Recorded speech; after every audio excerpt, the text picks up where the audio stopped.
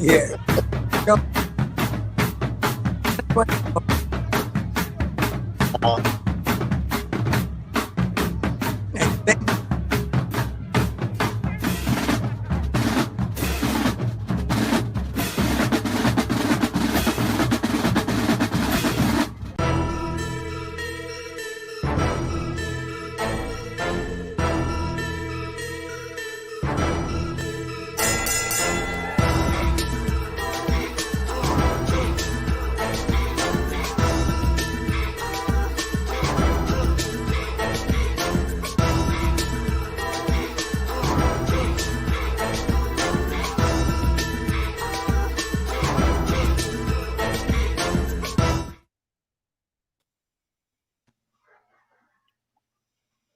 What up? What up? What's up, world? Man, the camera. Why is my camera not on? There you go. There you go, Matt. Hold on. I'm just trying to share it in all of the various groups. Well, Uh, Everybody else, shut this video here. This is gonna be a good one. Got some great stuff about to come. wait, where's the? Why I can't ever find the? well, y'all know what show this is. Crucial Conflict. Y'all know how we get down. But tonight we on some legendary stuff tonight. Some legendary stuff tonight. We got some heavy hitters. We got two heavy hitters in the game that's gonna be on. One that's much both respected. It's gonna just be an honor to even have these guys on here. We have Mr. Walter Harris, Doc. We have Mr. Darryl Dickerson gonna be coming on a little later. Y'all know who the hosts are. You see Darryl, Martin, Morris. Perry Walker alum. Yes, sir. That's Say it loud. 2012. 2012. Yes, 2012. That was the best Bill Walker ever had, huh? All those Ever. years. We also Ever in life. we have a Kennedy alum on here. He might get a little emotional tonight. You know, Listen, you could cancel Christmas. The emotions is coming. Don't worry about none of that. Yeah, that's happening. Mr. Matthew Francis, we have him. Y'all know who I am, Mr. Johnny Van Buren, band director of Marion Iverson. I mean, not Marion Iverson. We're not Marion Iverson no more. Iverson, Side Academy, Senior High School. Yeah, smashed all the first name off. But me as a band director, just to have these two on here, it's just like go be up to have these guys on here. And we want y'all to make sure y'all share. Look, like our page, man. We have all these views, but we don't have enough likes on the page. Make sure y'all like the page. Right. Also, go follow the page, man. It's worth it, man. We need to get over 50 shares tonight. Let's get over 50 shares tonight. Come on, all y'all be on here. Y'all gotta let's share this, man. All y'all Kennedy alum, man. If you respect band from any era, you need to hear what's gonna happen tonight. You need to hear what's gonna happen tonight. You know what I'm saying? Yeah. If you love the culture, man. No matter what school you went to, you know. Yeah, this about the culture, man. It ain't about nothing else but learning a little knowledge. That's why for me, I'm ears for ears. This is gonna be one of my shows where I'm just listening, less talking and more listening for me. I feel you on that. Hold on, I'm just sharing it to all of the various groups on my other cellular device. So man, like we said, man, like we really like this show right here, and it's like when you see somebody that either started you on your instrument or that saved your life from the streets or saved your life from things you could have been doing. I feel like my Kennedy alum, I respect that. I'm gonna respect what's gonna happen tonight. And if you're a student of the game, man, you just gonna respect what's gonna happen tonight. So man, just let's appreciate what's about to happen. Are we ready? Are we ready to bring him? Are we ready to bring him on? Are we ready? Yes, sir. Without further ado, oh no, I'm not going to introduce him. Yes, sir. It's Let only right. Francis do this. Man, Only right. man, man. Without further ado, we're gonna have the legend, the legendary Say it. Dr. Walter Harris on. Okay. There you go. Well, doing, man. Doc, what's going on, man? Well, it's a whole new genre of musicianship and leadership I see here. Yes, sir, Doc. Hey, Doc, like I told you before the show started, man, it is an honor to have you on, man. We feel so blessed to be able to take in any knowledge that you're gonna impart to us. Now, Doc, I'm gonna be completely honest with you, man. I may get kind of emotional and cry at some points, just to be honest with you, man, because this mean a lot to me. Good. Uh, They used to call me the Jeremiah of the family. And it was Doc, man. first Hey, job. man. What you said? I said it all started with my first job at Woodson Junior High. I was there for 1 week and Betsy came. And I wound up spending 12 years, lots of things for the first time. The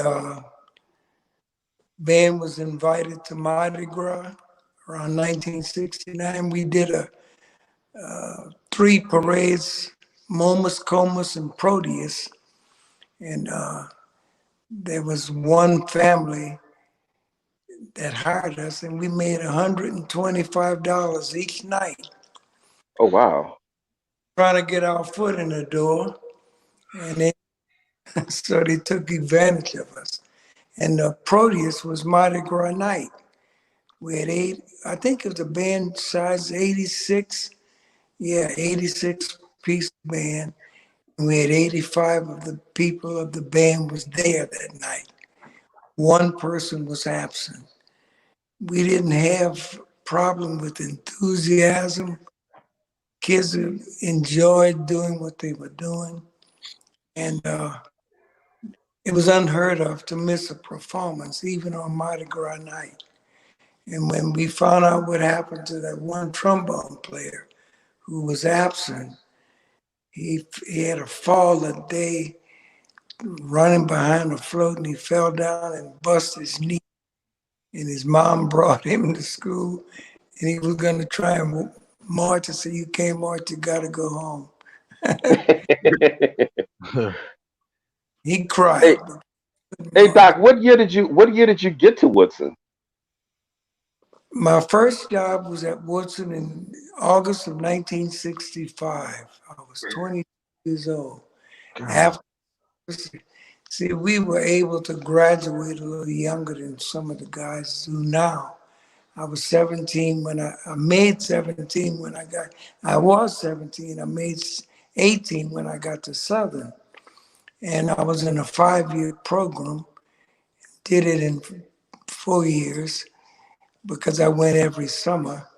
And um, went to Faraday, Louisiana for my first job. I had to drive 225 miles to that first job. And I was making $290 a month and couldn't spend it. $100 left every month. And I laugh, but my biggest bill was at Haney's Big House, where I would purchase my booze. Learn Hey, Doc, you have so many former students on right now that are and other guys from other schools as well that are watching now that that are watching, and all they keep saying is, "Man, we love you, Doc. We." Hey, Doc, I have to say, man, you saved so many of our lives. You gave so many of us something to do. You gave so many of you. You forced us to be great. I can tell you for myself. You Yeah. forced my body to do things that I never thought was possible. What gave you that passion? What made you love children so much? Well, I think we started on a conversation and briefly stopped. Teaching is like preaching, I say to you. It's a calling. And so many people go into doing things that's not what God wants them to do, so they don't do it well. Hmm. Passion is something that comes through the love of God. And it wasn't hard for me. I remember as I was telling you, my first graduation at Woodson Junior High in 1966, I had a real fine group of kids that I had to convince to deal with symphonic music. And what they thought was symphonic music with little tunes like Latonia. I told them, I don't want to play that. We got to play real music. So I passed out the Toccata for Band and Overture for Winds, and at the end of the year, they were able to play it. Mm. In the class was Joe Salisbury. I don't know him. He was by far one of the finest young saxophone players you ever wanted to hear. So he went to Cohen, and at our next year, we did a full length concert. And we had to do it for 2 nights. It was so sought after. We played symphonic music, we played pop music, and Joe did a solo to Yesterday when the Beatles made it popular. He played Friday night and had standing room only on Saturday night because he was going to do it again. Joe was one of the mainstays there. There were so many kids that went through Woodson that was just great. And what makes great teachers, believe it or not, are great students. So I get full too Oh, when, Doc. when I think all the great kids, some are dead. I remember Anthony Layson at Woodson Junior High. He came in, showed me how to play this thing best. And I showed him how to make a sound on a tuba. And the next I was in the street with a Dixieland band, developed one of the best sounds you ever want to hear on the sousaphone. They Hmm. call it Fats. His pictures on the wall in New Orleans, hamburger and seafood on Clearview, right there, Clearview with all the restaurants. And when you walk in and go to the patio, Uh-huh. they pictures on the wall. It was sad that he was young, but bad diagnosis and it took him out. Yeah. But Oh, Doc, I can ask you a question. Somebody, Mr. Frank Lewis, who's the band director at Bonneville, asked about the what's an album that you put out? The album that you did for the symphonic band? I wish that, believe it or not, they took those albums and Murray, Brian Murray. Brian Murray, he worked with me at the Ellis Marcellus Center and he took the old record and made a CD out of it to clean up the sound. And when they did the 50th year anniversary for me, they played one of the songs on there, the Civil War Fantasy. And a lot of people couldn't believe a junior high school could play that. But we played everything that the high schools played and played it better. I remember first year LMEA, we went to Abelson High School and we did folk song suite, all three movements. And when we finished, we got one straight across the board in sight reading. We went to State Festival my first year. Warren Easton's band director, he's at Loyola University now. he went to withdraw his band from the festival because he had listed playing folk songs suite. And when it was withdrew, he said, "We can't sound that way." They said, so, but the reward came. He wound up going to Loyola University, and of course, I went back to Woodson for another 11 years. But I enjoyed every bit of it. We ran across Hey, fine musicians hey, Doc. I have a question for you. Why at Kennedy did you put such a hyper focus on concert band? because it was necessary to teach young people to appreciate more than what you hear on the radio. If you could learn to appreciate symphonic music, it makes you grow inwardly and it expresses your appreciation comes through the end of the horn.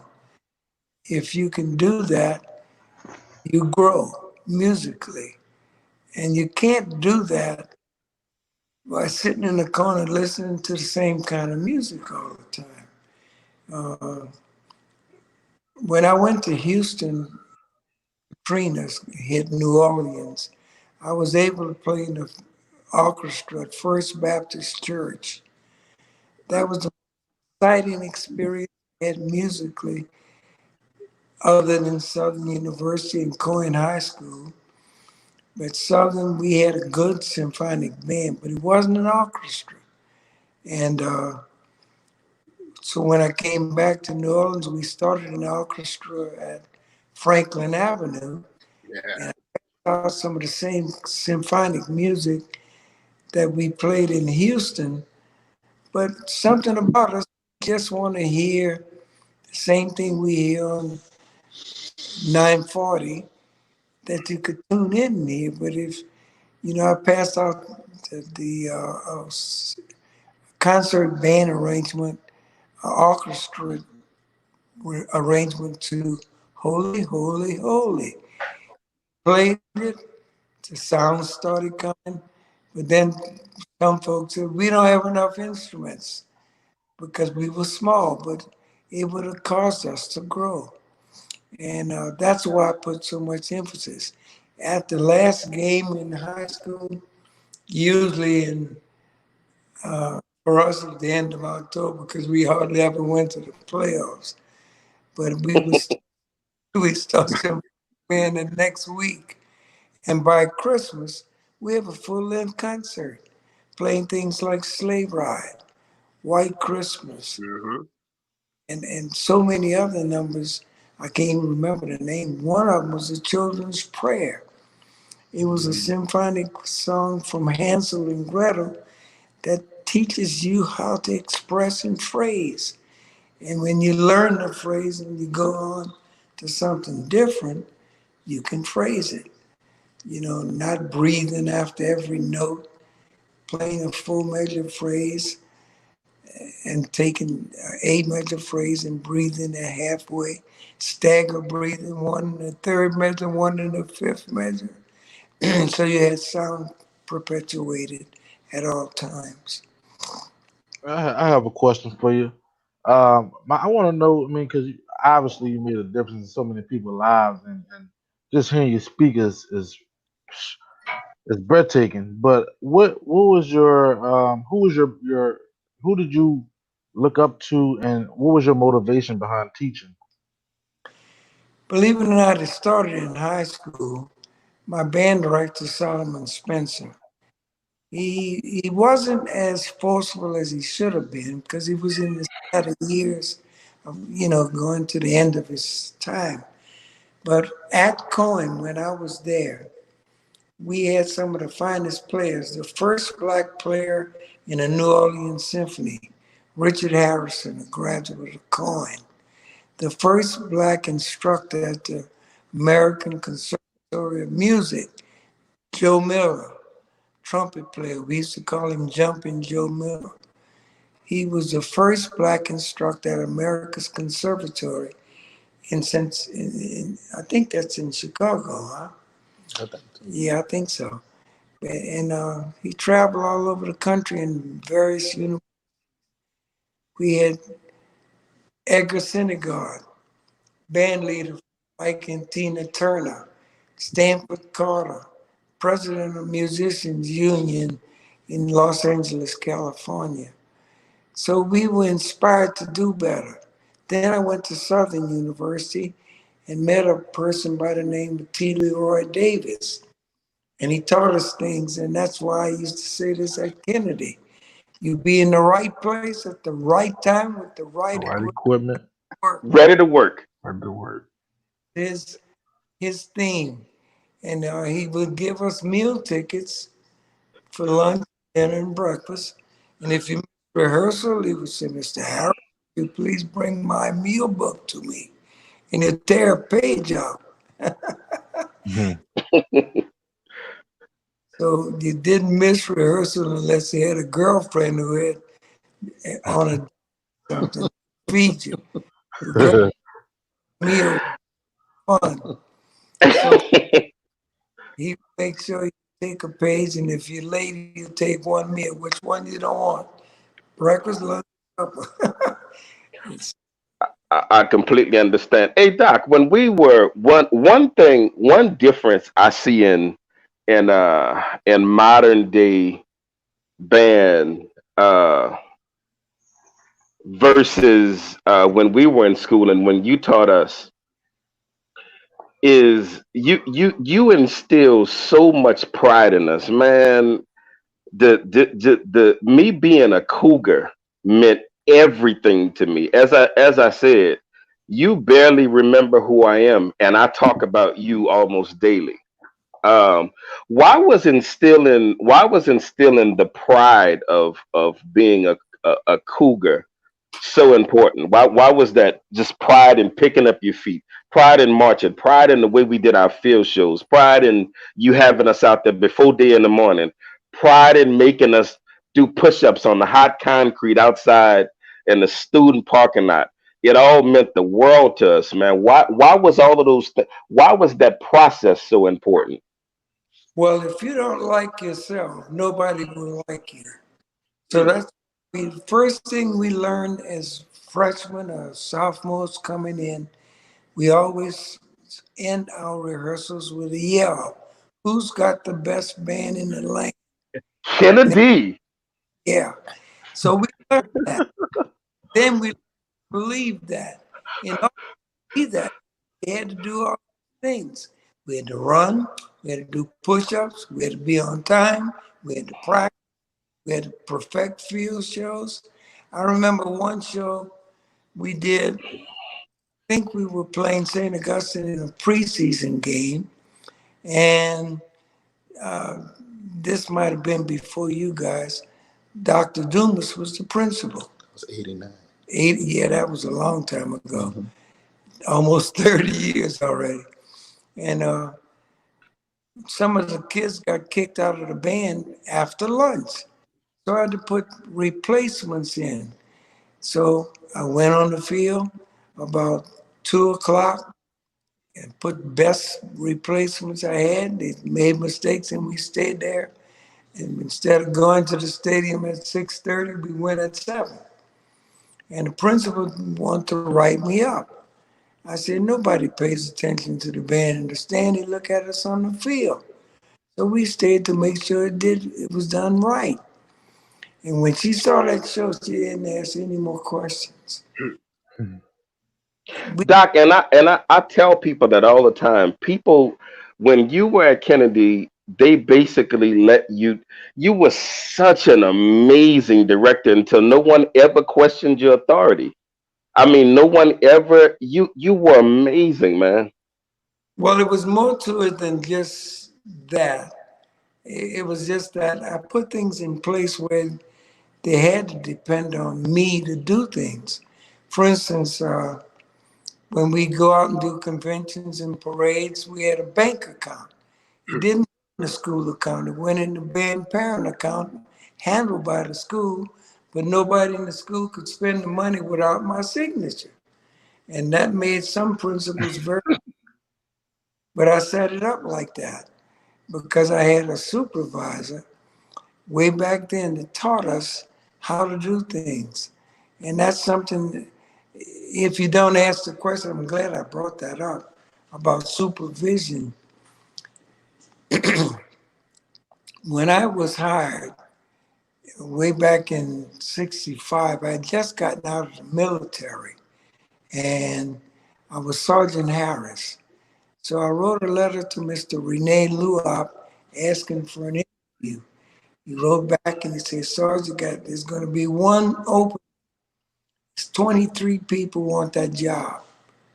So I came in and we had 4 days of evaluation. The first day, each had to play our instruments for the other 22 people.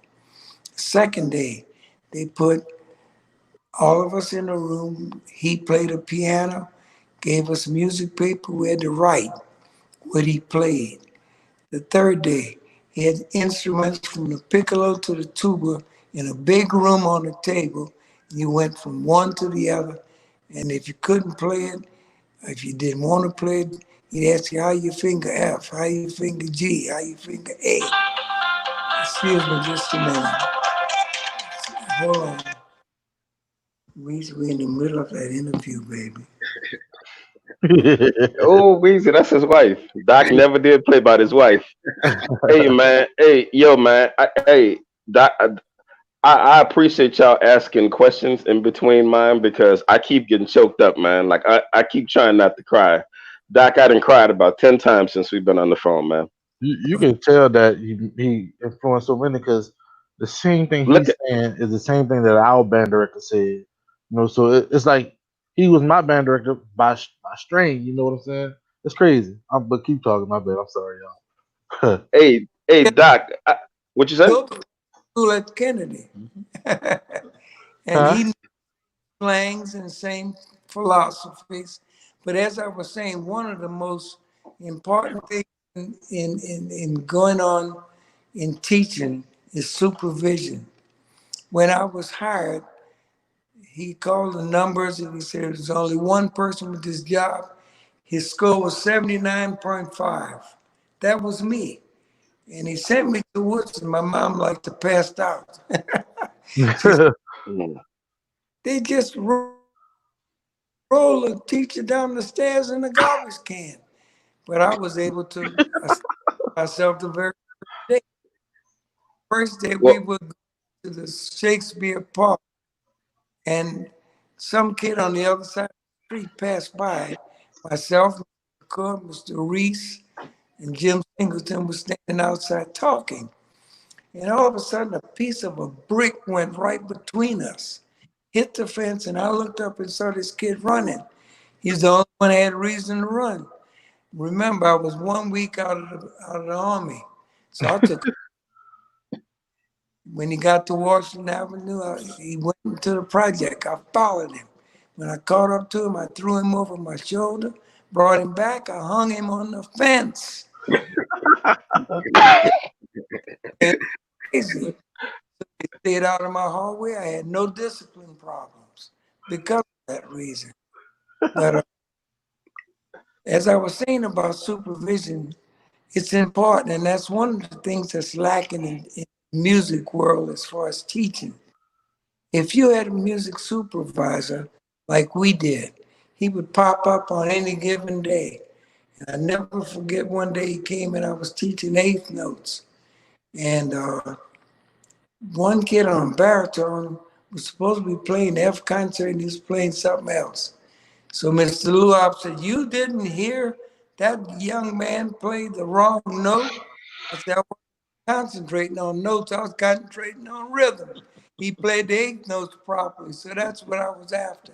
You know what my supervisor said? You're either gonna be a great teacher or a big BS. hey Doc, what was your relationship like with like the other great band directors like Mr. Hampton, Mr. Bremer, Mr. Terragano, Mr. Dupont? What was it like with those guys? Well, believe it or not, some of us associated more closely than others. For instance, Mr. Hampton, he really craved playing Kennedy on the field because he would always call me on Sunday, the week before the game, and say, "Well, we won't be talking this week because we got to play. See you on the field." Make it sound like a threat. So we would go back and prepare a show, and he would always say he enjoyed playing Kennedy because he didn't have to do anything special. When he played 35, he had to do lights, smoke, camera, action, dance on the field. When he played us, it was a marching contest.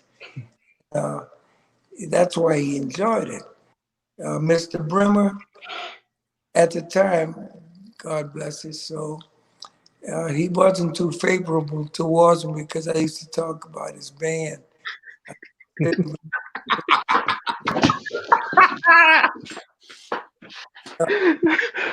Thing happened with the Paulin brothers at John Mack. They put out a contract on me. They said they were going to shoot the parade because I talked about them. But it helped them. I mean, got when they realized that we could do better, and they did. You know what, Doc? And you know what? As okay, so I'm 39, Doc. Yeah. I thank you because you always brought us out there prepared. As you said, when we saw those bands across the field, Doc, we bust them up so bad. So much so, Doc, until to this day, a lot of them are still envious of us. And so, and they hate the Kennedy way. They hate that our thing was so stoked in tradition.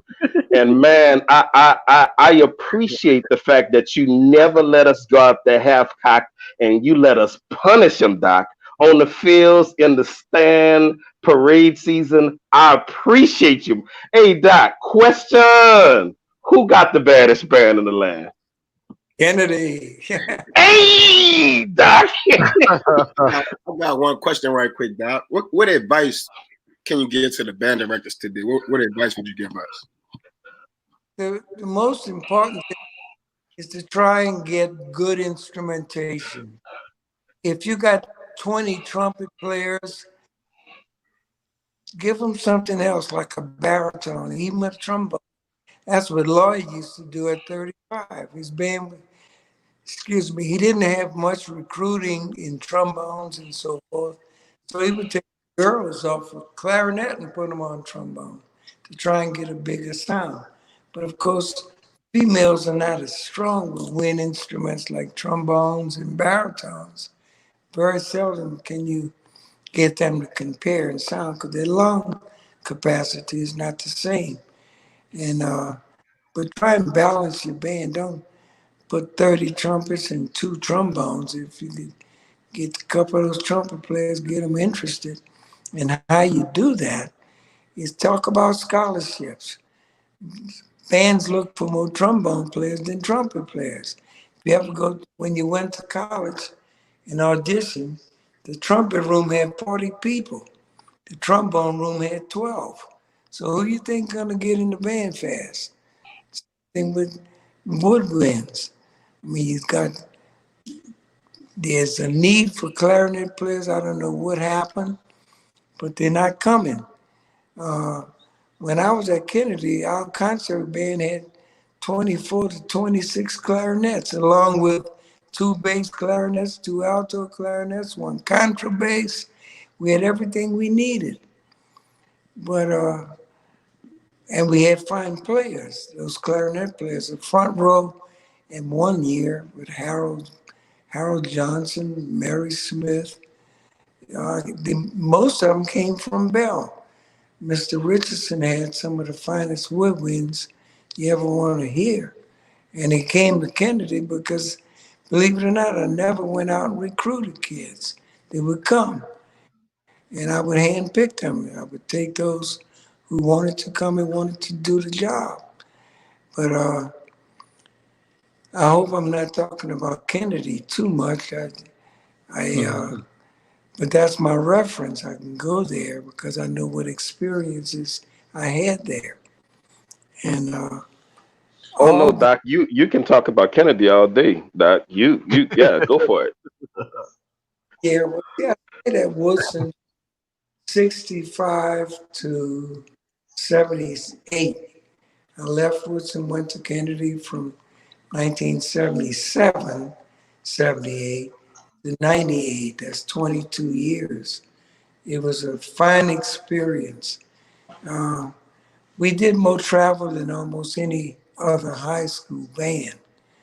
We traveled to Enid, Oklahoma, to the band festival there. We did the Festival of Cows in San Antonio, and we did every part of it. The concert band, marching band, the field band, and the stage band.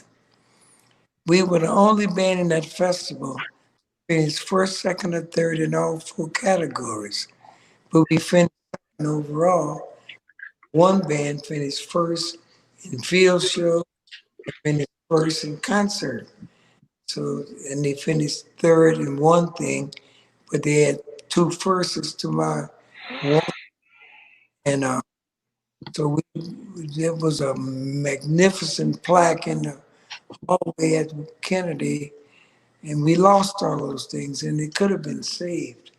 We had a porcelain trophy from the Jack's Brewery. When they first opened, they had a street contest, and we did You Blind Me with Soul Science, yeah. And we did a routine in the street. Of course, St. Augustine was in that festival, and we got the $2,500 first place, and Hampton was mad. Hmm. Real good fields, I mean, street show. I had never done one, but I remember seeing some things at uh, the Rose Bowl parade, so I incorporated some of them. Yeah. And that's another thing you got to do. You got to look at other bands. And I used to tell kids all the time at Kennedy, if you don't want to march by picking up your feet the way we do, then go somewhere where they drag their feet. Then you'll be happy. Happy with me. And I would tell them, I made them all do reports on the Rose Bowl, Macy's Thanksgiving, because they had a band in California, some kind of Indians, and they would march like an Indian dance. And everybody in the band, like boom, boom, boom, boom, boom, boom, boom. And it would march like that, jump and skip. And that's the way they march, like Indians dance. But they had 100 and some people in the band, and everybody did it. Now, anybody who didn't want to do it found somewhere else to go to school. And you got to do that to keep yourself happy. So you got to come up with a unique sound and and you do that based on your knowledge. Don't teach them something that you can't teach because you don't know it. And that's why a lot of bands fail with field shows because instead of them learning how to do a field show, they just tried to copy pieces and messed it all up. And like having your band going in two different directions at the same time. That's breaking the continuity, like two lines going to the west end zone and two lines going to the east. And then they try and come back and they're still 10 yards apart. So you lose sound and everything else. Yeah. Any other Doc, questions? Doc, you have this band thing down to science. Doc, we're not gonna hold you too much longer, man. But I just want you to know that you can't see the comments, but like your old former students are on like half of the people that marched for you over the years are in the comment section on this interview, like losing their minds. Doc, we love. I'm gonna try not to cry. Dang, man. But that's okay. Oh goodness, Doc.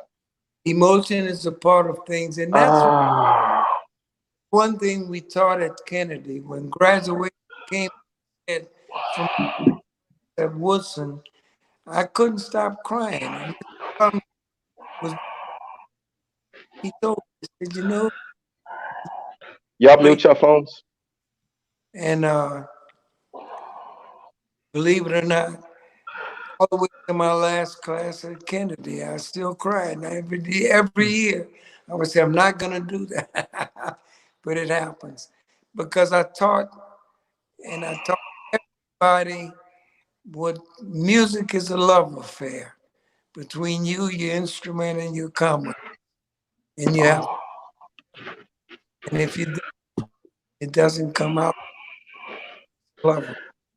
Hey And that's Doc, I I'm I wanted to tell you, man, that like you, especially guys like me, man. I have traveled the world and saw the world because of the education I received at Kennedy. I received no more formal training after Lord. I left Kennedy musically.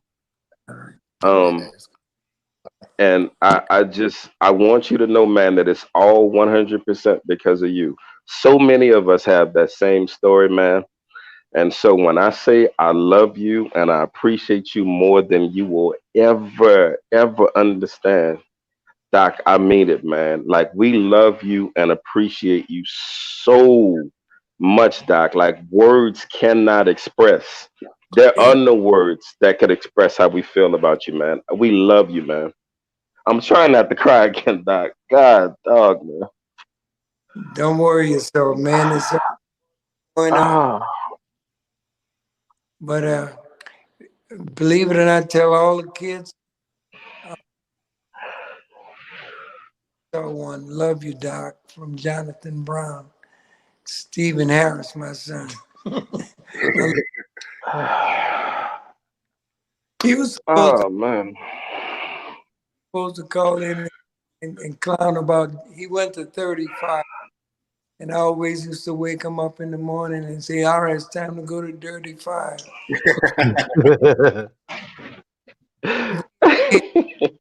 Uh, I enjoyed being there. And there was only two jobs I really cared about because I was there. Wilson 12 and Kennedy 22. And the other 2 years at Sevier High School in Faraday, Louisiana. Believe it or not, my first year teaching, I took the band in choir to a state festival, and we got superior ratings. So the University of Minnesota came to pick me up to take me back on a assistance to work on a master's degree. And when I came, I was drafted. So they took the new guy, and he wound up getting his doctorate degree in teaching at the University of Minnesota, 12 or 14 years. And he's a recruiter at Jackson State. Can't ever, Dr. Boy, I can't remember his name. I'm terrible with names. If I don't call names frequently, I'll forget them. Yeah. So I don't know how much time we have. Hey Doc, we're gonna let you go, man. Hey, we missing the band so much until you got former band members in the group saying, Doc, can we march one more convention, man? That's serious.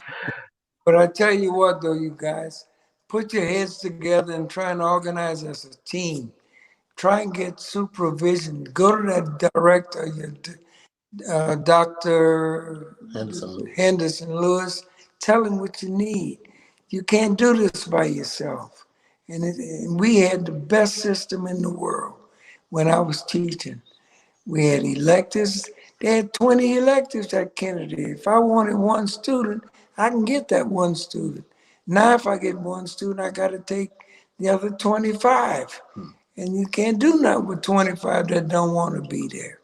So you got to get yourselves together, form a unit of one, go to that superintendent, tell him if he needs some assistance in what it was like, it's going to cost. They're going to have to pay for, not me, I'm talking about costs to pay for electives so the kids can go to homemaking things up, 5 courses in English because they're not doing anything.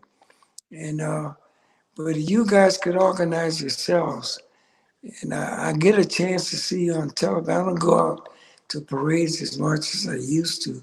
I did some adjudication last year in Jefferson, but it wasn't too much to talk about. Uh, and but they tried. That's the important thing. So Somebody, it's all of you. And Keith has got my number. If I'm not too busy, you can give me a call if you have any other questions. God bless each and every one of you. And remember, the secret to success is through your Lord and Savior, Jesus Christ. amen. If On Doc.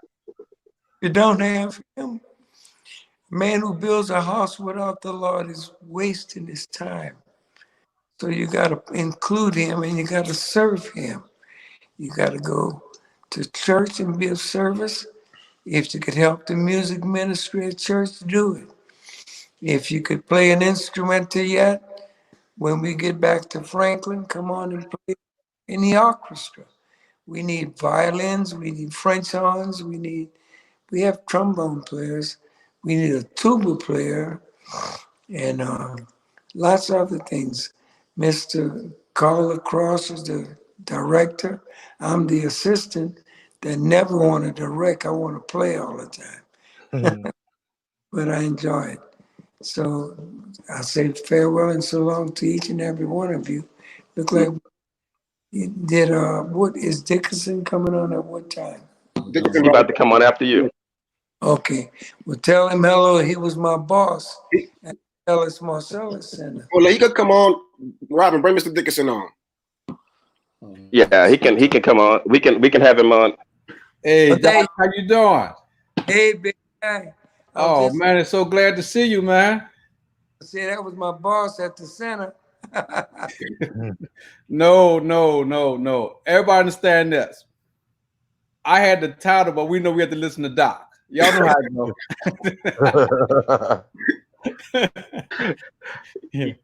goes. Yes, sir. But you know what?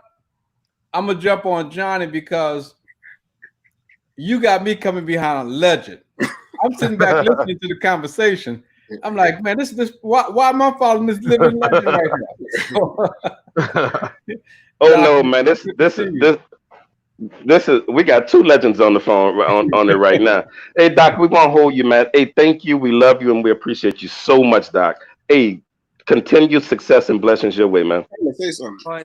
You too. Dickerson, you were a legend in that middle junior high school ranks. Nobody could touch you. You Man, did. I followed the pattern of that you had, Doc, at Kennedy, because when I came out, you was at Kennedy. Yeah. But when I was in junior high school, Doc was at Woodson. Yes, indeed. That was, And I was at Bell. yeah. And we practiced more for Woodson than any school in the city. I can be honest and say that. Donald Richardson did not want to look bad in front of Woodson. And That's guess a what? fact. Bell Band didn't come out and make massive appearances until after Lloyd left Lawless and I left Woodson. That's right.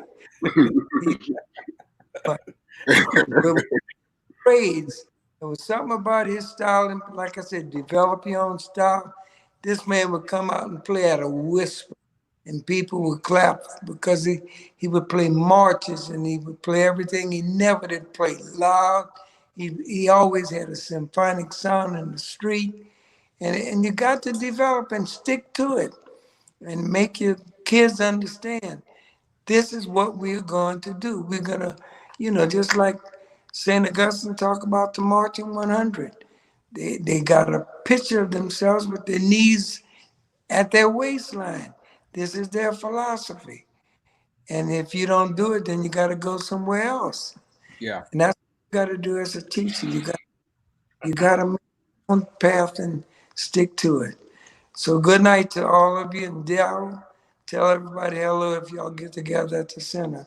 Will do, Okay. Doc. Tarragon asked about you today, man. It's amazing. Yeah. I'm Tell him.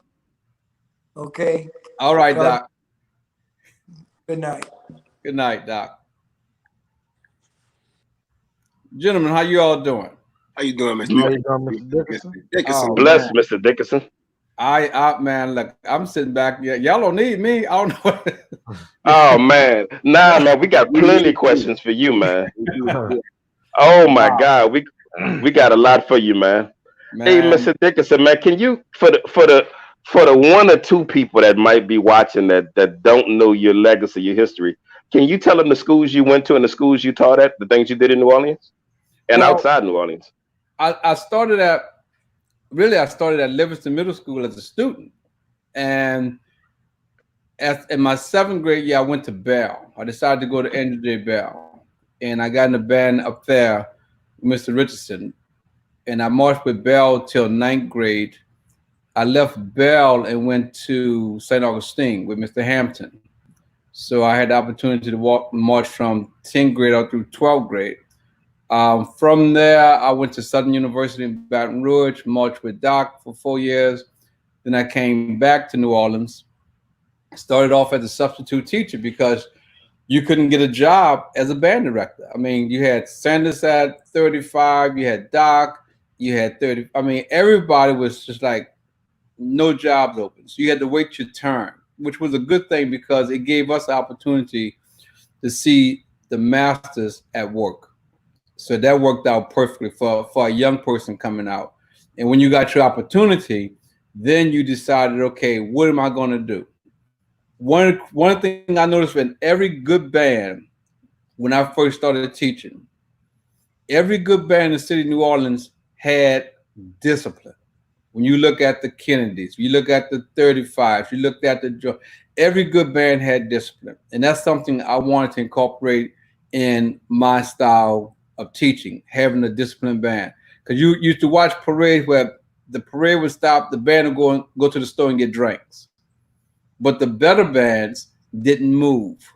And that's something Donald Richardson taught us at Bell. You don't move. I don't care if your mother come with a chicken plate. You don't move. So the key to it was discipline. And that's something that, all the good bands look at. And if you go back, look at Kennedy. I mean, when I first started watching Kennedy really was above high school. Kennedy was 12.8 because they was almost on a college level. When you look at the drills that they did and you look at the sound that they had, they was not high school. That wasn't a high school band. So that's a key to it. So I always tried to institute discipline in my groups, understanding that if you're not disciplined as a group, it's not going to work. That is number one. You have to have discipline. And from there, I spent 4 years at NOCA. When I left the middle school area, went on to teach at Mississippi Valley State. And from Mississippi Valley State, I came back to New Orleans to work at the Ellis Marcellus Center for Music. Man, Mr. Dickerson, it's an honor and a privilege just to have you on this show. Like, I remember the first time, you the first person, and I play alto sax. And I remember, I still to this day, I was on that mouthpiece for 2 weeks. 2 weeks to get that sound out that mouthpiece, and we used to be in a little corner just trying to get it out.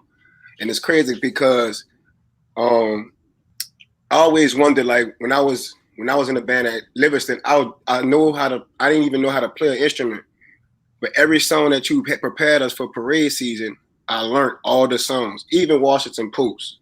and I know, like, a lot of the times, like in this era, I know middle schools they have a lot of songs. And when I was with you, we didn't play a lot of songs. What was your reasoning behind that, Mr. Dickerson? Well, my concept was simple. First of all, I wanted us to play the music well. So if I had 20 songs, we'd never get to all 20 during a week of rehearsal. It didn't make sense to me. But most importantly, think about it. If I'm on St. Charles, the people on Canal Street don't know what I played on St. Charles.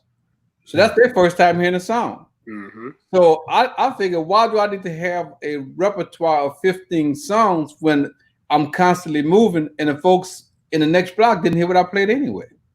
So it was a simple concept. Why learn all that music. I prefer to work on other fundamental aspects of being able to play than sit there and learn music, because if I can teach you how to play, music is just a byproduct of you knowing how to play. You can play any song in the book if you know how to play. So and if you also notice that a lot of times when I passed out music, I didn't put the title of the song on a sheet music. And that was because if I put the title of the song there, first thing you're gonna say, "Oh, I know this." I'm trying to make sure that you read the notes that's on that page and not try to play by ear what you heard somebody else play. Man, I still remember we used to hold that number 1 in the air, and number 2 in the air, man. I can't let go. Give me my heart, all that. So I still remember that to this day. Man, I still remember Respect and Best of My Love to this day. Yes, man. Hey, Mr. Dickerson, I've always wanted to know why I never marched in Livingston's marching band when I went there, but I was in the concert band or the stage band we had. It was actually an amazing jazz band. That band, you hyper focused on it. I always say on this particular show that Livingston had one of the better concert bands in the city. Why did you hyper focus on your concert band like that? Coming out of Bell, Don Richmond believed in you reading music and playing with expression. Your concert band, and this is what people have to understand. If you want to have a good marching band, focus on concert music. Because think about it. Your marching band music is like 4 measures, 8 measure phrases, rhythms. Your concert music is an 8 measure total phrase or 16 measure phrase. So it makes you be more musical, right? So, and also it makes you play the instrument. A good example of Washington Post March. You got to learn that chromatic scale. So concert music is more challenging than marching band music. So if you could play concert band, then marching band music is a piece of cake. Man, what you're saying is so true, because while you pumped out so many section leaders at high schools, when I got to Kennedy, 2 of the drum majors came from Livingston. Like the section leaders oddly was split between Bell and Livingston when I got to Kennedy. So man, you produced some amazing musicians. Man, the first calypso tune I ever played was in Livingston concert band. It was crazy. The thing about it though is that back in those days, you had like Doc said, there was a structure, right? And there was a feeder system. And that's what's missing today. You had elementary schools that had programs, middle school, junior high school that had programs, and senior high schools that had programs. Well, all the good kids either went to Kennedy, St. Aug, those 35, so they had a feeder program. And if they had any kind of foundation, once you got to high school with someone like a Walter Harris, he was going to take you to another level. So that system worked. Unfortunately, Katrina dissolved that system. And today's music programs don't have the feeder program from elementary school to middle school to senior high. Sometimes y'all starting kids at the senior high school level, which is madness, So it hampers you for how far you can go with that kid, because they still have to understand some of the fundamentals of playing music and making an instrument sound musical. But as Doc said, the biggest problem I see today is everybody want instant grit. Nobody want to take the time to cook. Everything is instant. And music programs, you have to take the time to develop them. It takes time to develop a solid program. But the way the system is today, principals want you out there the first game within 3 weeks of coming back, which is crazy to me. So if they would give y'all more time to develop y'all kids and give y'all music classes, I commend you all for what you all do, because in my days, nowadays, we had a music class. I had a woodwind class, I had a brass class, I had a drum class. You know, I could focus on the kids. You know, y'all getting kids after school. You know, that's not a formula for success, and it's not your fault because they claim that testing is going to be the solution to education, which is not. And somehow, some way, the music guys have to get together and say, look, if y'all want music and y'all want to keep the tradition of New Orleans alive, y'all got to give us music classes. We got to teach the fundamentals. And that's where it starts at, teaching the fundamentals. I used to have on Mondays at my school, when I was at Livingston, Mondays was rhythm day. Don't bring your instrument. We're going to clap rhythms.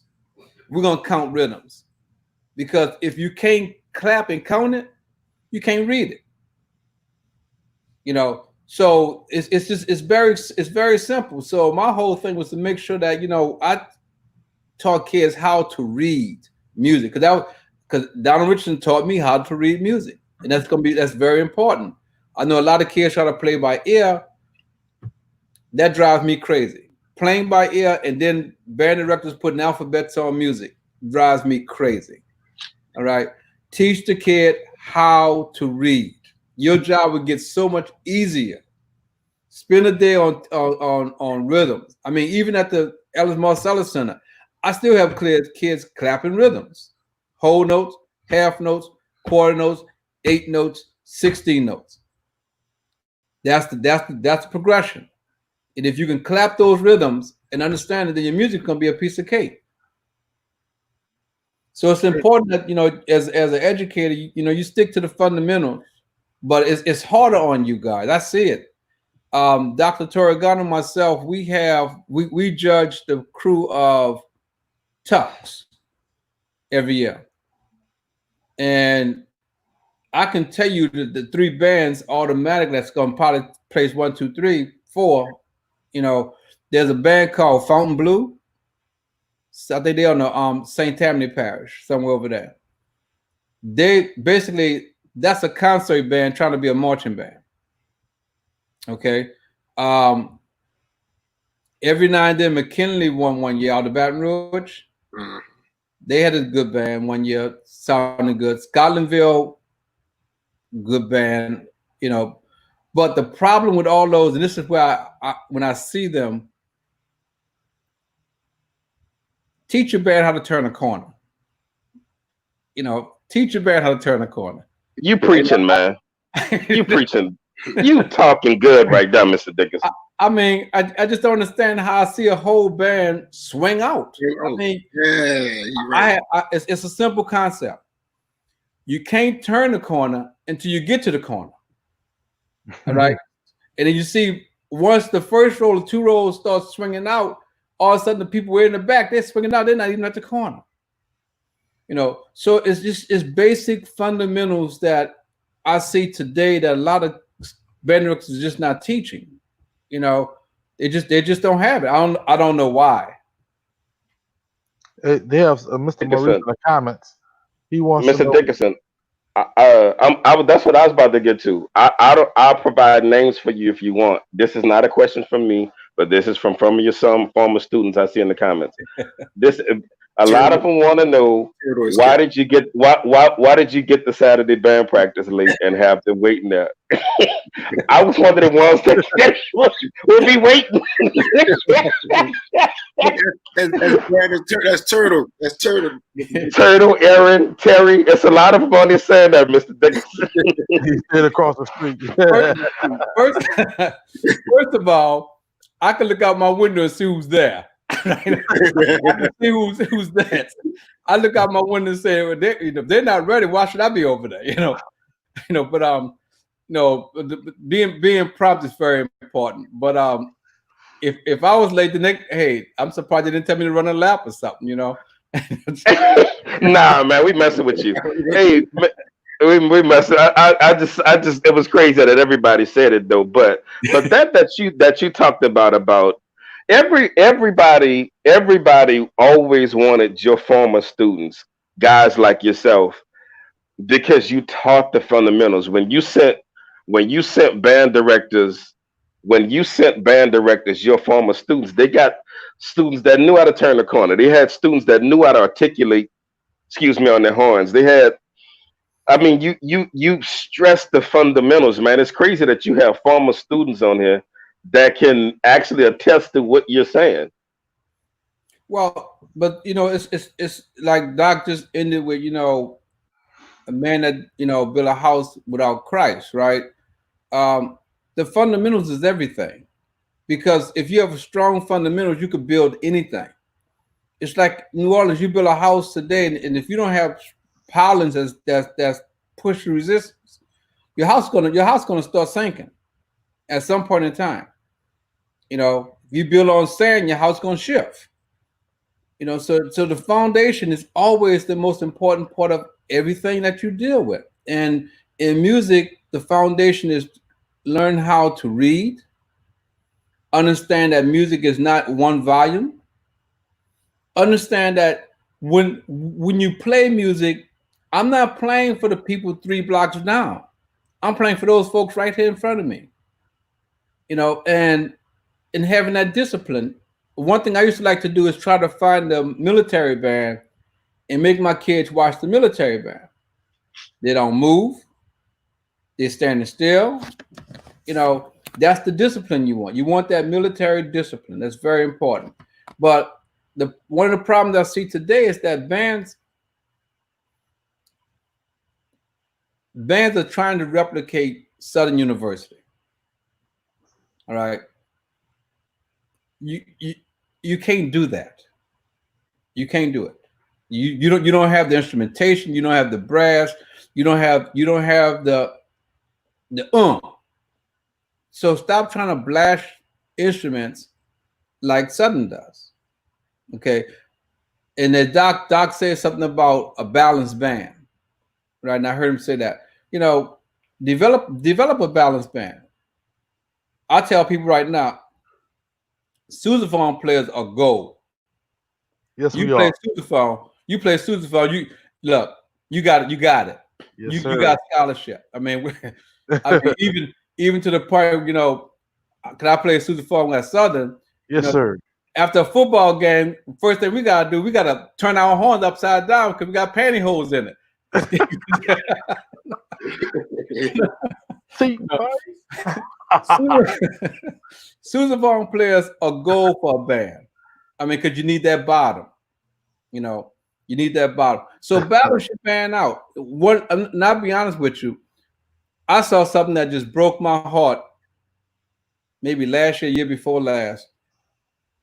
I went to St. Aug, and I saw more cymbal players in the band than I saw band. And I'm like, Hamp will go crazy if he saw that. It's nowhere in the world. Hamp, even back in Kennedy days, you know, you have 4 cymbal players. Now you may have 5 or 6, but most of us have 4. Basically, the drum section was basically 8 snares, 4 tenors, maybe 3 bass drums, 4 cymbal players. That was basically a drum set, a drum band. But now I see 2 rows of cymbal players, which makes no sense. No sense. Teach the kid an instrument. You know, so a lot of people don't understand the balance that, you know, and it's very important that people ask me, why did I play Washington Post March every year? Well, first of all, those returning students knew it, so I don't have to reteach it. Secondly, again, it's fundamentals. Everybody should know how to play a chromatic scale. I played that song more for the chromatic scale than anything else. And also, really, because you need to have at least 1 or 2 marches in your repertoire so that you can show folks it ain't all about you knowing how to play R&B black music. You have that versatility in your band that you can go from R&B down to marches. That's, you know, that's versatility. If your band is only playing R&B stuff and no marches, then something's wrong. You have to be able to play a march. You have to challenge your kids to play a march because it's going to require dynamics.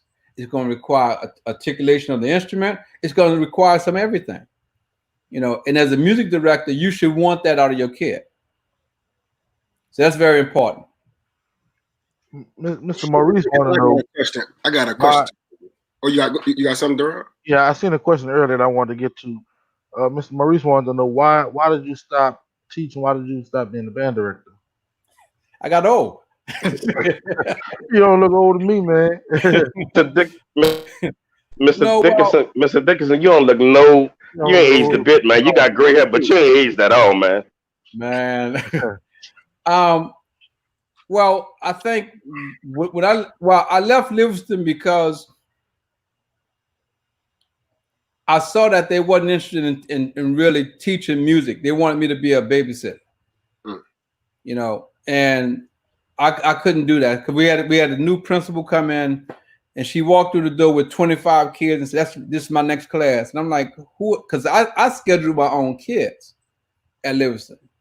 You see that's part of your programming, scheduling your kid. That's how I was able to get woodwinds with woodwinds and drummers with drummers.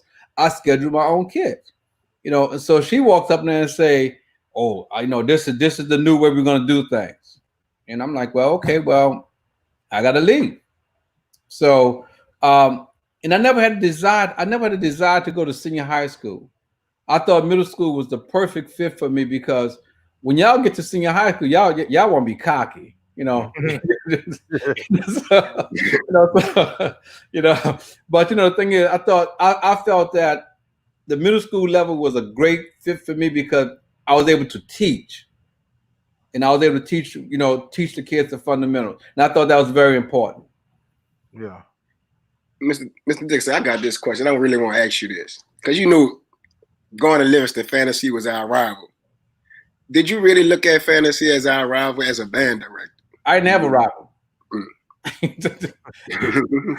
My rival was making sure my kids can do what they needed to do. You know, now I love Fantasy. Fantasy had a good program. You know, Fantasy had a good program. I mean, one year we met up on Napoleon, Chapatulas for Bacchus one, and they sounded good. I'm like, wow, you know. But I never looked at it as rivals per se. I think band directors do that to the kids because you know it creates that fire under everybody. But Fantasy had a great program back in the days. I mean, he was teaching his tail off. He had some players, you know, and I admire all those guys because in the end, you know, what y'all didn't see, we all get together at meetings and just have a good time. So we may say rivals, but in the end, we had a meeting together, having a good time, laughing about stuff, you know. But the whole thing was, it's you know, the rival about motivation. As a leader, you have to know how to motivate people, and sometimes people don't want to do. So you have to motivate them in some form or fashion. You got to find out what's going to make them click, so you can get the best out of them. Okay, and understand this about leadership. That's not willing to listen is not ready to lead. All right, you have to listen. You know, you have to listen to your kids. You have to listen to your parents. You have to listen to everybody, and that's going to make you the better leader, because all that comes into leadership role. And as the band director, you are the leader. You understand. I started at Livingston with 2 parents in the cafeteria for my first band meeting club. I went home and cried. I'm like, these folks ain't serious, you know. But it takes time to bake that cake. And by the time I left, I had more parents at a band meeting than the principal had at a parent teachers meeting. Okay, because you guys are giving those kids something that can live with them for the rest of their lives, and that's very important for you to understand.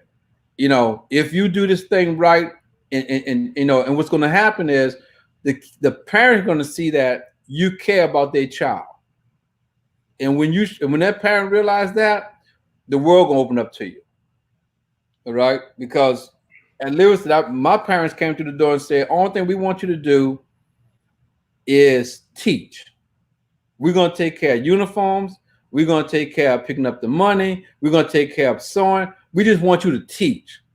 You know, and that's only because they saw that I had an interest in their kid. Because you got to realize at Livingston, We started practice at what, 6:30 in the morning, 6:30, 7:30. Then we have practice in the evening from 3:30 to 5 or 6. Then we back on Saturday morning where I was late, you know. we been out Saturday morning, and then during that week of Thanksgiving, we had a lock in Monday, Tuesday, Wednesday.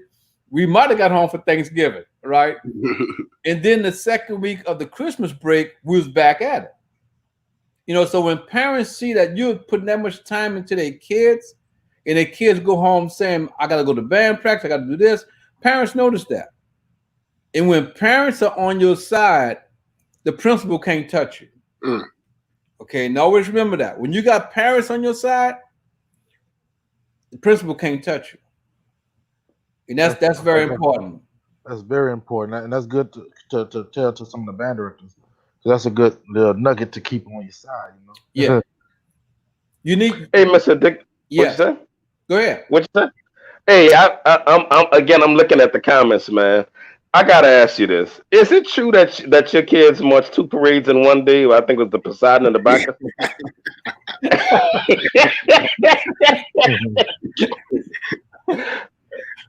Yeah, that was. And I promised myself I'd never do that again, man. That was, we did. Was the Poseidon parade that morning? It was across the river. We did it that morning. You know, we got on the bus. We had some chicken, you know, and we got off the bus and went straight to Bacchus. You know, but I'm telling you about that group. I'll never forget that day. That group. Wait, Mr. Dickerson. I'm sorry. What year was that? About? I don't recall, man. I don't know okay, gotcha. Okay. You know, but I'm gonna be honest with you. That group, because that was, matter of fact, that was because I didn't do Bacchus. Bacchus wasn't one of my number 8s, but we did it because the kids wanted to do Bacchus that year. They didn't get tired. I'm gonna tell you when they got tired. They got tired when they got to the convention center, because that's when the parade slowed down and started stopping on us. You know, and that's when the fatigue really hit them. You know, but all along they was pumped up because, you know, I didn't do too many St. Charles parades. So yeah, but that was I'll never forget that group. That was that group that there was some strong troopers. They said it was 95, 96 year. Amos said that 95, 96 Wow. year. You got a lot of students in here that's really, you know. Yeah, you got a lot of students in there, Mr. Dickerson. Yeah. Tell all of them to say hello, man. Hey, tell them they still owe me some raffle money, man. I didn't forget about that. Hey, Mr. Dickerson, you was at my neck over that raffle money, though. That's part of the reason I ain't get the march, man. I got a question for you. Yeah. Do you speak with any band directors, current band directors in New Orleans right now, and kind of mentor? I don't get the opportunity because I guess first I don't know too many of them. All of them are the younger guys, you know. I don't know too many of the band directors. You know, I know Brooks at MLK. I know Johnny. You know, but I don't know too many of the new guys out there. Hey, Mr. Dickerson, if you could give any advice to a brand new band director, what would that advice be? Like a guy in college not going to start out in the next couple of years. What advice would you give him? Or her, I'm sorry. Well, take your time and build your program the way you want to build your program. Don't succumb to the pressure of principals that say, I need a band out there this weekend. You know, you have to talk to the administration and let them know that it takes time to build a program. You know, give me 2 years, 2.5 years. But if you really want a band program, you got to tell them, this is what I need. First of all, I need kids to have a class in music. I need the school to understand that I need to stay after school to work with these kids. I may even need the school to understand that I need to get in on weekends to work with the kids. You know, everybody wants their kid to be in a parade, but it takes time. And if you're serious about your band program, give me what I need, and I will help you develop a band program. Secondly, I would tell them, get parents involved in your program. Get parents involved. Parents will ease a lot of your problems because an administrator can always tell you, I want X, X, X, X. And you have to do it. But if you send the parents down there to fight your battle, they can't tell that parent that. Because the parent is going to question the principal back and forth because there's no consequence. And the parent going to say, well, that's not in the best interest of the kid. So don't fight those battles. Let the parents go and fight this. So start yourself a band parent club. Very important. They will fight your battles for you with administration. Thirdly, and most important, understand that the methodology that I came under and Doc came under and Doc implemented and all these other guys for discipline, you can't do that anymore. You know, there's, you know, even to this day now, a couple of years, say, no, I got to take out the paddle. You know, you can't do it. Don't even do it. You have to find a way to motivate that kid, but have discipline in your group. Have those rules, because if you don't have the rules, then you're not going to have a program. You know, make sure everybody understands the rules of your group. It's your group. And if they want it, then they have to go by your rules. And don't compromise on your rules. If you say rehearsals at 8 o'clock, then there's a consequence for coming at 8:15. If there's no consequence, you will have no discipline.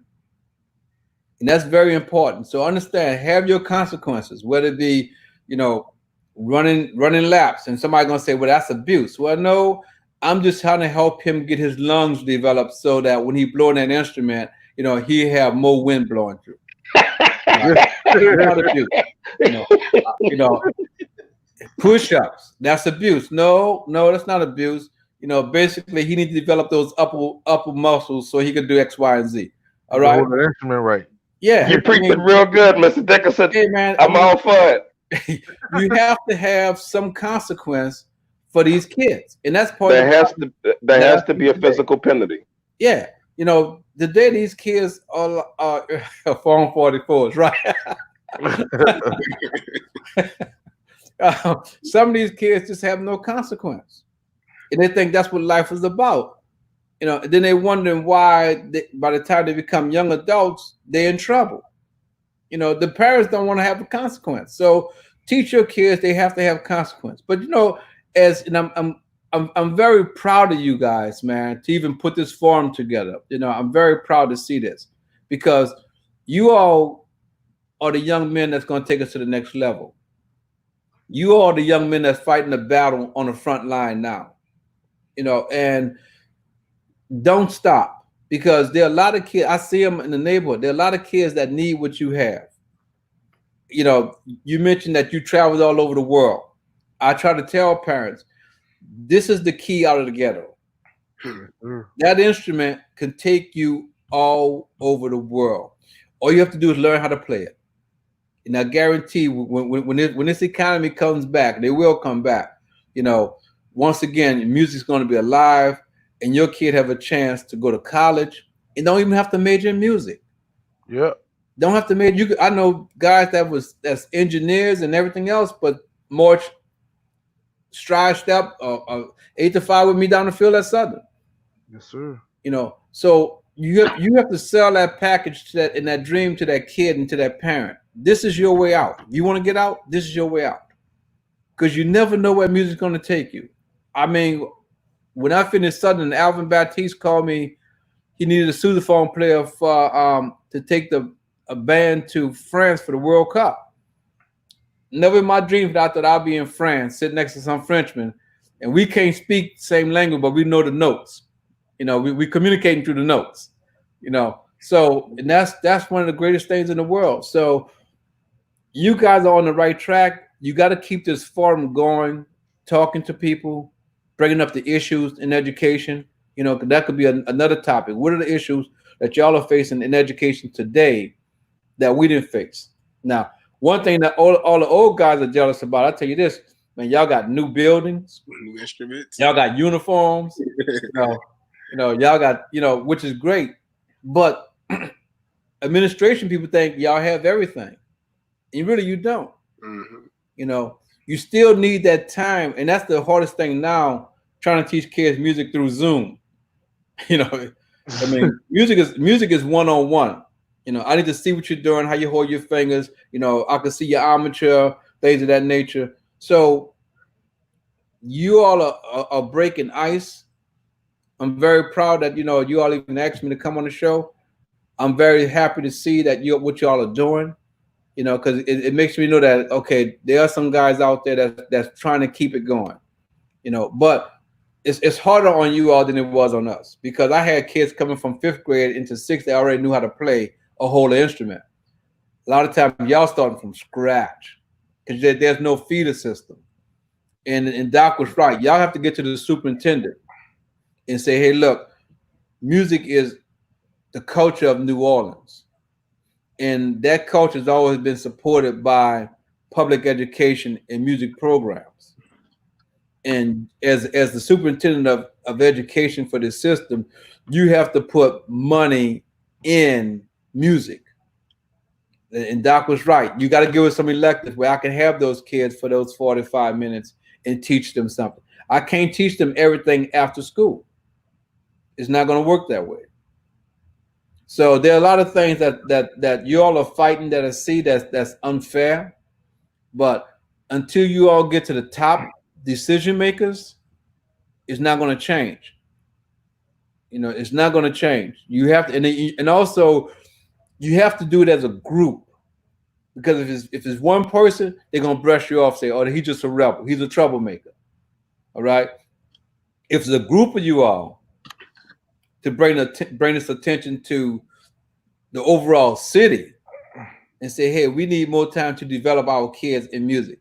If the city wants to stay relevant as the birthplace of jazz, and if the city wants to stay relevant as a place where people could come to New Orleans and hear good music and good musicians, it starts in public education. And that's where it's at. And you all have to get that message out there. So stay together as a group, because individually they're not going to listen. As a group, you got them. You have no choice. And you know what thing, Mr. Dickerson, I'm listening to, and I'm like, you know how Matt was like really emotional. I'm really emotional because like when you put that horn in my hand, I ain't know where that horn was gonna take me. You know what I'm saying? Like I didn't know at that moment that I was gonna be a band director. And the reason why I was at this place with Mr. Dickerson because I needed discipline. I was a kid going on the wrong path. You know what I'm saying? And I remember one time Miss Hamlin brought me to you. Miss Hamlin brought me to you, and I was like, I felt like Mr. Dickerson was my daddy. Like, man, no, don't bring him to me because I already know what was gonna happen. I'm not gonna say what was gonna happen on here. I already know what was gonna happen. I knew I had to do the statute of limitations is up, Johnny. You got. Yeah, I hope so. Yeah. Like, the thing about it is, like you and Mr. Dickerson, he used to have one with him, but sometimes he didn't have one with him. And you'd be telling one of the snub drums, "Give me one of them 3S," and you'd be praying that none of them had a 3S. Somebody always had a 3S. You know what I'm saying? But the thing about it is, at that particular time, as a child, you don't much know what somebody doing for your life. You know what I'm saying? Like, and I'm just happy that you was in my life. For Dr. Isaac Graves, like all these, Mr. Lester Wilson, all these people came in my life. And I really appreciate that. And I tell people this all the time, like as a community, as an African American community, it wasn't just my mama and daddy that read me. It was people like Mr. Dickerson that really was on me, telling me about my grades, telling me that was wrong, and telling me not giving me an option, but saying that was wrong, and you have a consequence for that because it was wrong. And I just really appreciate that, Mr. Dickerson. Well, man, thank you. But I tell people today, I enjoyed teaching at Livingston so much because it was fun. I had fun, and that's another reason I left because it stopped being fun. They started doing the block scheduling and all that kind of stuff. Music is fun. In every job I've had, I've left on because it stopped being fun. Okay, so that's and that process is as an adult, I was learning from the students. You know, because if you take the time to listen to them and understand them, you know, you learn a lot. So I was learning from the students. I was having fun.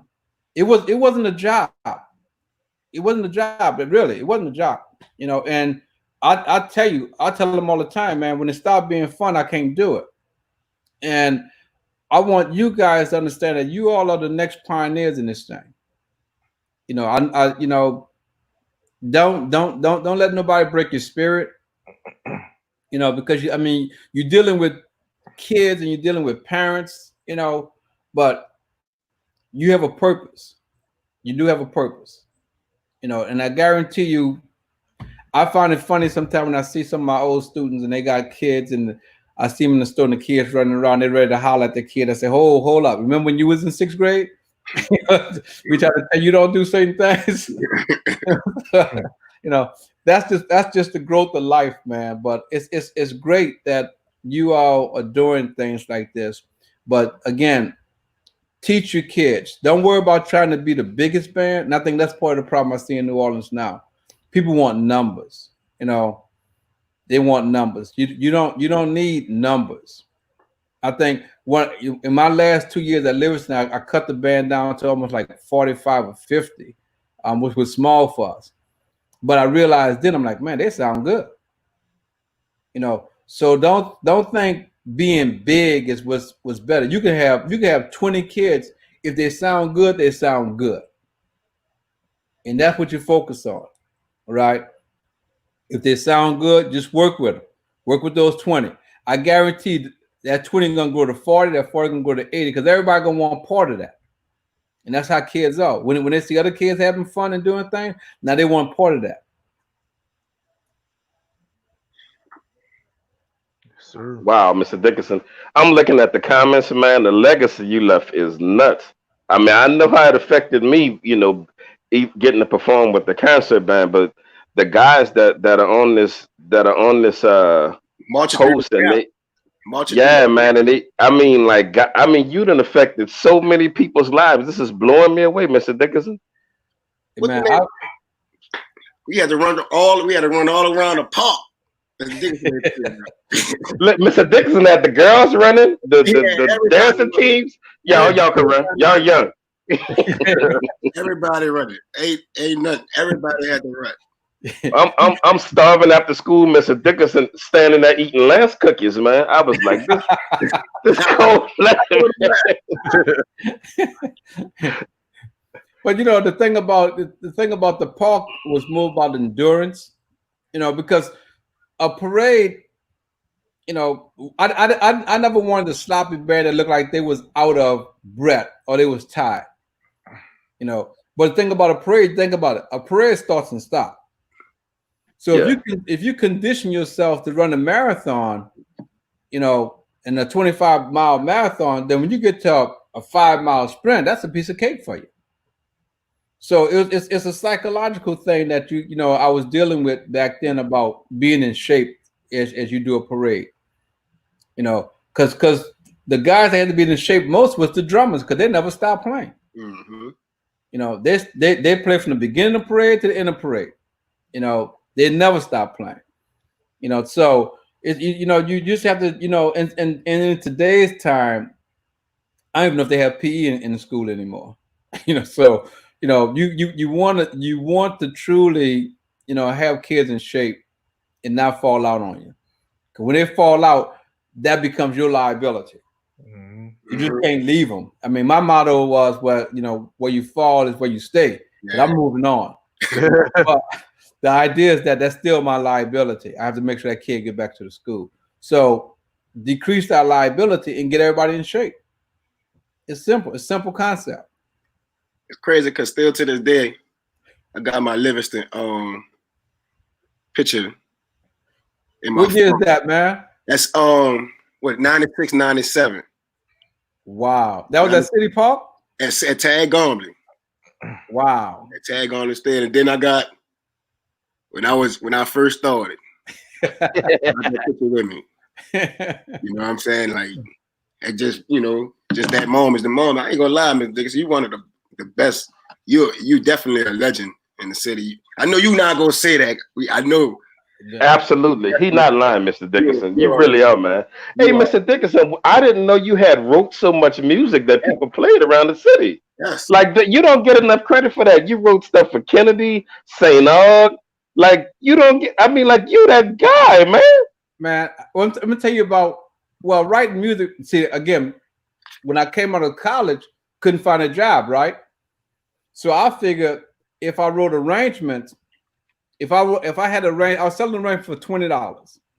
So if I can take that one arrangement and go to 5 schools that morning, I can make $100 off that one song. So I was hustling. I didn't have a job. Yeah. So but but also because, and this is what I also learned when I was at St. Aug. Adrian Watkins wrote everything for St. Aug. Mr. Watkins was a master writer, everything for St. Aug, right? And Watkins, he would write the music exactly how it was recorded. Every ooh, ah, yeah. That's how he would write. He wouldn't water it down. So what I saw was people coming to St. Aug trying to get St. Aug arrangements. But Watkins would be at the football games listening to the band. And he knew the strengths and weakness of the band. So he knew how to arrange for the band. So when another band picked up a St. Aug arrangement, it didn't sound the same because it wasn't written for that group. So I was writing, really, when I got to Livingston, I was writing music for my group based upon their skill set. Mm-hmm. If I had a strong trombone section, I'm going to get them a little bit of the melody and some of the rhythm. If I have a strong trumpet section, I'm going to get them the melody. So my writing was basically to make sure my band sounded decent based upon their strengths. But I was writing just to have fun though. Everybody keep asking me for torture, man. Katrina took torture. So I know. And I'm probably, if I heard torture today, I probably would write it differently anyway. Man, I never knew you wrote. Like I'm just finding this out the last few months. Like all of the stuff that you wrote that bands played around the city. Like Mr. Dickerson, you too humble, man. Like you that guy. No, like, man, I'm not that guy, man. Do you still write music? I was just trying to have fun and survive, man. But I had other people that was way ahead of you all, ahead of me, that I really would say was, like Doc is the true legend in the city. I mean, what he achieved at a Woodson and then went to Kennedy, because before Doc went to Kennedy, Kennedy was basically an all-white band. Yeah, we saw the pictures, man. Yeah, and also you gotta realize Kennedy had one song that they played was called "A Horse." That was their theme song. And in 78, 79, when I came home from college, I saw Kennedy, and I'm like, "Who is this band?" Because Doc had just gotten to Kennedy, and he changed everything. So that guy is truly a legend. Donald Richardson, bless his heart, man, he was a teacher. He believed in teaching. Gus Walker, who's no longer with us, and he was at Gospels across the river, right? Old Perry Walker. Old Perry Walker. Brimmer at Forshey. We've lost a lot of great teachers in this city, man, that basically had outstanding programs. I was fortunate enough to come along on the tail end of those guys' careers.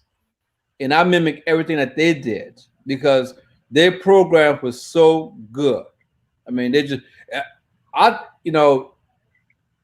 saw a picture of Booker T. Washington. This how heavy and deep Orleans Parish School go. I saw a concert band of Booker T. Washington picture back in the days. They had every type of instrument you can name for a concert band. They had to have over 100 people in their concert band. So Dang.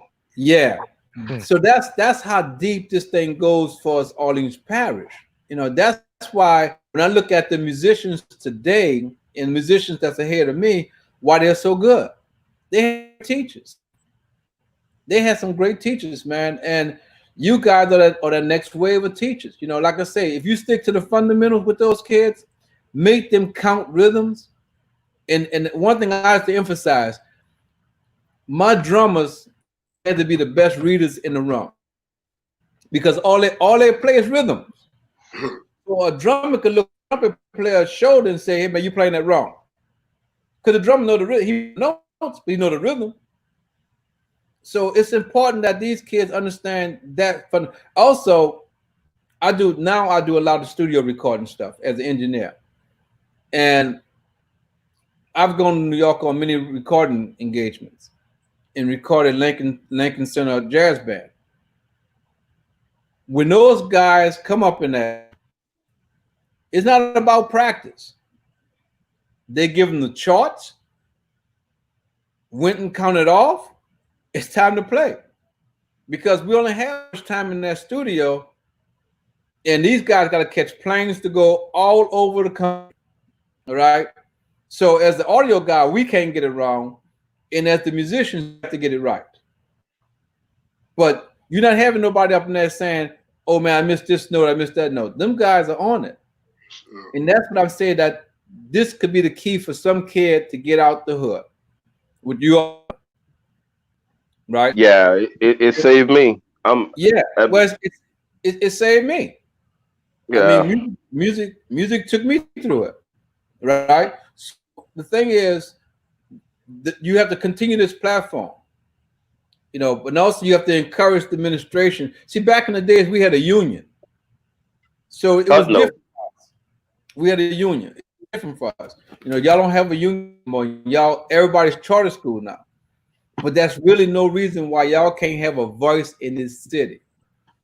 Because I tell you, if the band directors say we're not marching Mardi Gras, now you got the attention of everybody. All right, you got the attention of everybody. So as an organization, y'all can start an organization since everybody's chartered now. Start an organization of band directors. Invite city council people to sit down and talk to you all. Invite school board people to sit down and talk to you all. Because if you're going to make music survive in the city, we need everybody to come together and give you all what you need to be successful. Because too often I see y'all out there fighting, man, and y'all fighting and nobody's helping you all. But yet everybody want to say, "Oh, look, that's my baby. Look at my baby in the band," but they don't know what it took to get that baby there. So organize yourself, write letters, have the superintendent come on this show. This would be a good platform for him to hear that what y'all have to say, as well as the comments that pop on the screen, because again, he may not know the rich history of the marching band in the city as you all do. Make him aware of it. Because if charter schools wanted to give y'all a schedule that was good for you all, they can do it because they're independent. Nobody's stopping them. Nobody's stopping them. So get people in y'all corner so that y'all can make this music thing even better. I commend you all. I see y'all. I don't go to many parades, but I try to check out 1 or 2 a year and see what y'all doing. Some of them look great. Some of them got to learn how. Some of them shouldn't leave the band room. I see some groups out there say, "Man, who's their band director?" But that's all. That's practice. I mean, if you came out of Kennedy, you had practice. You had practice. Yes, Lord. Ad nauseum.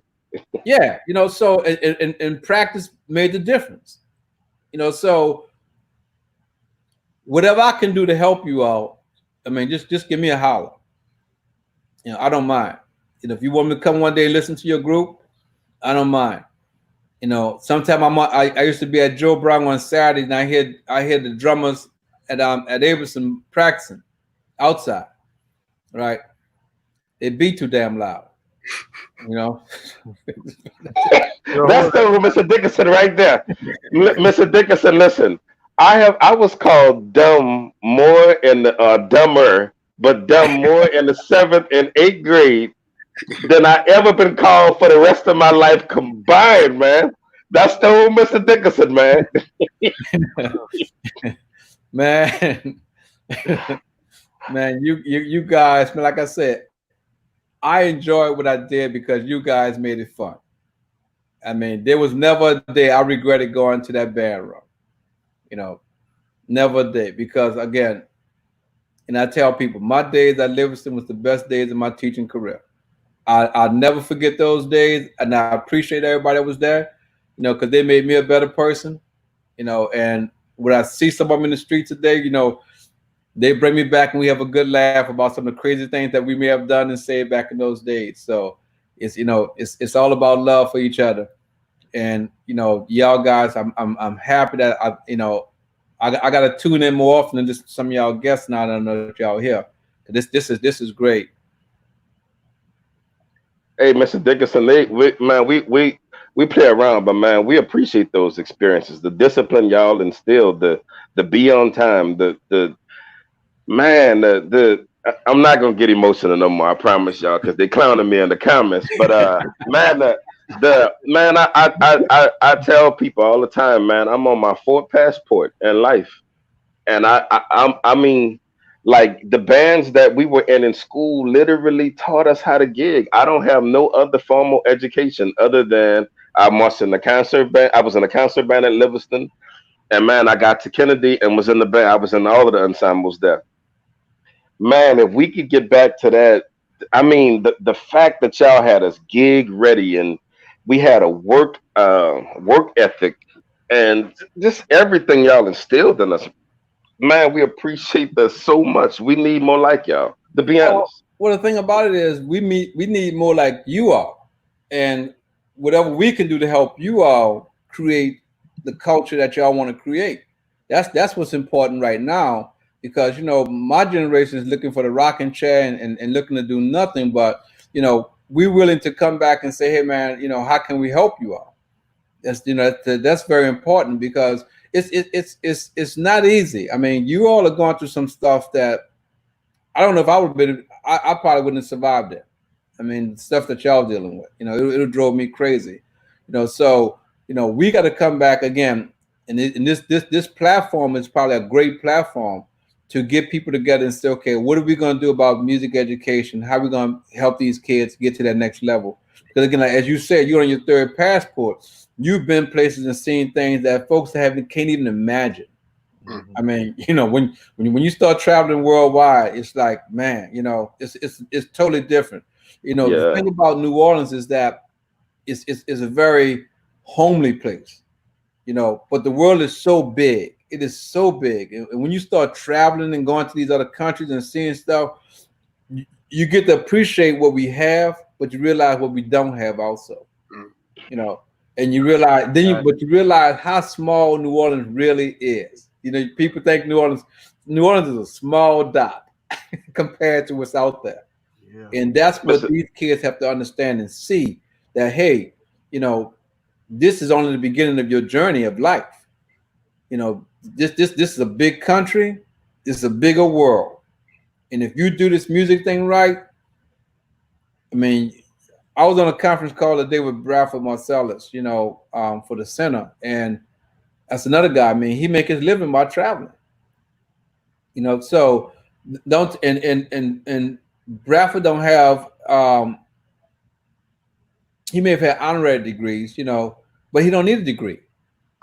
And that's what people have to understand about this thing called life. You don't need a degree to be successful. You need a Man, skill set. What is your skill that people are gonna pay you for? All right. You don't so you know, my generation we were caught up in gotta have a degree, gotta have a degree. You know, it's about skills. All right. They're paying this football player crazy money to throw a ball down the field. Crazy money, right? So it's not about degrees, you know. So understand what you all have is a skill set. You have a skill set that other kids don't have that you make money. People are gonna pay you for that. Whether it's playing the instrument or teaching how to play the instrument. That's a skill set. And that's what we have to instill in our young youth today. What is your skill set? What are people gonna pay you for to do? That's the end goal that they have to understand. And that's what you have to basically get them to understand. They need a skill set. whatever that skill set is. I watched a guy today. I went to a house because we wired his house, and the bricklayer was laying bricks, and I'm sitting there watching him, saying, "Wow, man, that's a skill." Because there was only one guy laying the bricks, everybody else was mixing the sand. But he has an eye to keep those bricks leveled and keep everything straight. It's $1 million house going up. So you have something that people need. You have the knowledge, you have the wisdom, and you have the skill set. And make the kid understand, I'm trying to give you something that could take you around the world. You know, what I used to do to some young kids, I used to come back from New York and show them my check. You know, Tony write me a check for $1,500 for 2 days, you know, and I ain't do nothing but press buttons. you know, Mr. Dickerson, you saying that, but I do that. I show youngsters my check all the time. Yeah. I'll be like, man, this is what you could do. I tell them all the time, just my bank account, I never earned the legal dollar in my life. Right. It sounds cocky, but that's a good way to go about it. Hey man, you can have this. You can own your own whatever. Right. So as band directors, you know, my goal was always to get my kids through 12th grade. That's what I wanted to see, you know, and that's what you want. If you can get them, if you can keep them in the music and get them through the 12th grade. 'Cause I never told kids what college to go to, you know, but you know, I tried to tell them, you know, Grambling wasn't the place. But anyhow, you know, you know, the thing about it is though, if you can motivate them, you know, to stay in school and give themselves a chance. You know, especially if you're on that senior high school level, Johnny, tell them to give themselves a chance, because when they leave high school, it's about you got to make a decision. You going to college, or you going in to get a professional career. And a lot of them, they don't do either one of them, and they wind up in the system. You know, so you play a big factor. All of us do, to make them understand. You have to make a decision on what you want to do with your life. It's you know, because at that point, society holds them accountable. You're out of high school. You're not a kid. Now you're held accountable.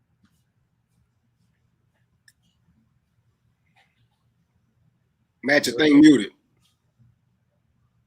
Hey, Mr. Dickerson, I'm with you, man. We gotta have you back on, man. You drop so many gems. Again, the comments going crazy with your students. Like, we can only post a small fraction of them and let them run across the screen where you can see it. But man, we out there losing our mind, man. Hey, thank you so much for coming on. Right. And we just appreciate everything you got to share with us. I appreciate y'all asking me. You know, I mean, you know, it's good to see that y'all are trying to do something, and anything I can do, you know, Johnny have my number. Give me a call, shoot me a text. You know, I'd love to meet some of y'all kids sometime and talk to them. You know, because I'm a product of the music system in New Orleans. You know, and I tell them, man, look, in the 8th grade, I didn't know what I was going to do. You know, so we all in this together. And anything I could do, just let me know. Hey, Doc, love you, man. I mean, not Doc, Mr. Dickerson, love you, man. Everybody, Mr. Dickerson, we need a reunion. one last question for you, man. Everybody in the comments want to know this. When did you start teaching?